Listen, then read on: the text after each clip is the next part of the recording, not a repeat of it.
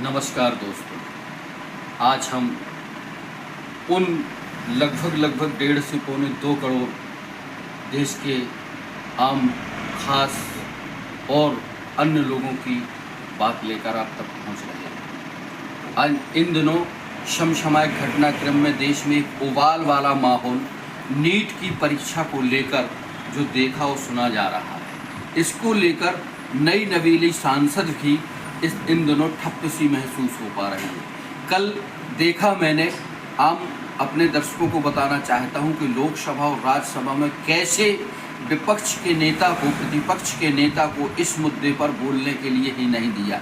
ओम बिरला की खास बात देखने को फिर से यह मिल रही है कि माइक म्यूट कर दिया जाता है, बंद कर दिया जाता है। ऐसे ही राज्यसभा में धनखड़ साहब, प्रतिपक्ष के नेता जो वहाँ पे खरगे साहब हैं, उनके साथ हो रही है। क्या आज संसद में इस मामले को लेकर बहस नहीं होनी चाहिए?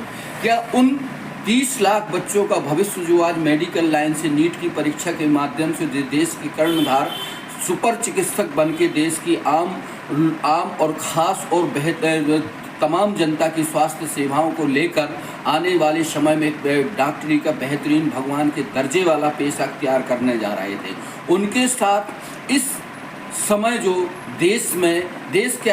इस समय जो है अंतर्राष्ट्रीय मुद्दा बना हुआ है नीट का। आखिर क्यों सरकार इस मामले को लेकर क्यों बच रही है? क्यों नहीं आज तक अभी तक फैसला लिया जा चुका है कि आखिर इस नीट की परीक्षा का क्या होगा?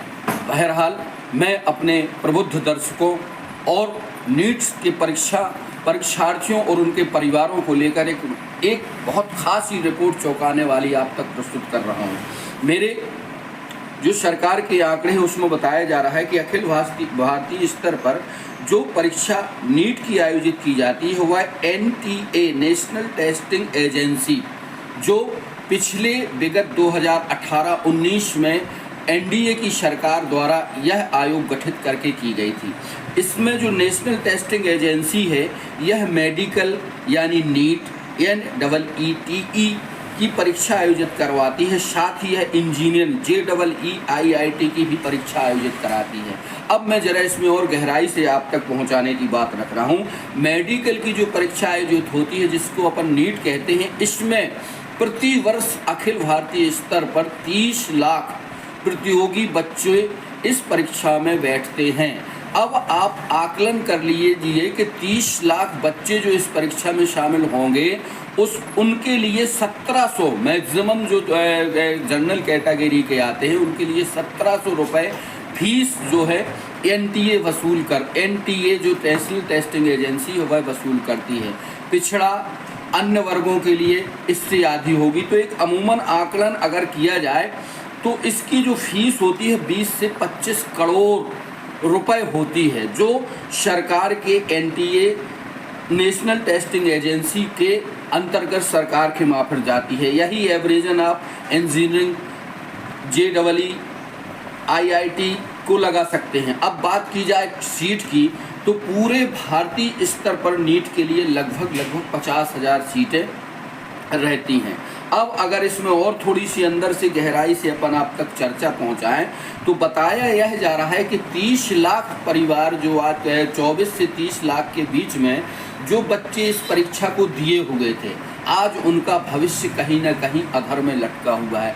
सालों की अथाह मेहनत, घंटों दिन रात जो प्रतियोगी परीक्षार्थी जो परीक्षा देते हैं, कोचिंग में जाते हैं, जयपुर जाते हैं, कोटा में इसकी तैयारी करते हैं, दिल्ली के मुखर्जी नगर में करते हैं, यूपी के प्रयागराज में करते हैं, मध्य प्रदेश के इंदौर में करते हैं, देश के बेंगलोर में करते हैं। ऐसे नाना जाने कितने जो है कोचिंग संस्थान हैं, उनका कितना पैसा, कितना समय वेस्टेड हुआ होगा।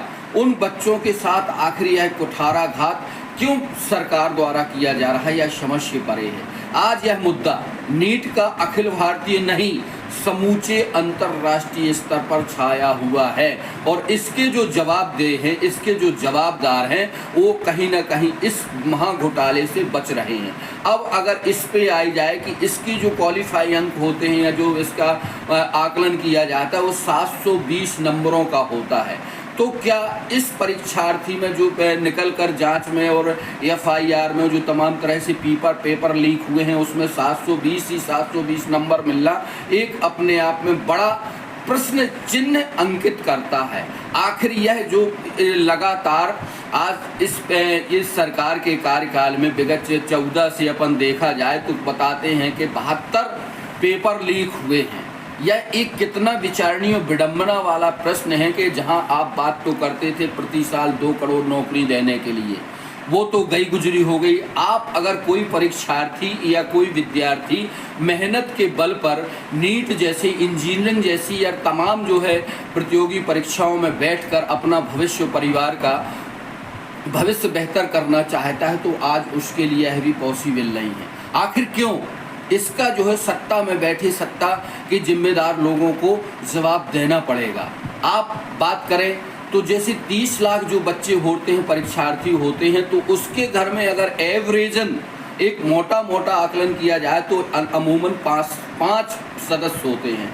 प्रतियोगी छात्र लगा लिया जाए, उसके माँ बाप लगा लिए जाए, उसके दादा दादी लगा लिए जाए, उसके बहन भाई लगा लिए जाए, तो एक मोटा आकलन है कि कम से कम 5 लोगों का अगर डिवाइडेशन किया जाए या उनका जोड़ किया जाए तो लगभग 1.5 से 2.25 करोड़ की एक भारी भरकम आबादी होती है, जो आज सड़कों से लेकर वो आम घरों के शहर क्या, महानगर क्या, गांव मजरा टोलों में इस बात की चर्चा हो रही है कि यह सरकार द्वारा, इसके जो HRD मिनिस्टर है मिस्टर धर्मेंद्र प्रधान, वो कुछ देर जिम्मेदारी लेते हैं, कुछ कहते हैं कि नहीं हुआ, फिर कहते हैं हुआ है। आखिर क्यों?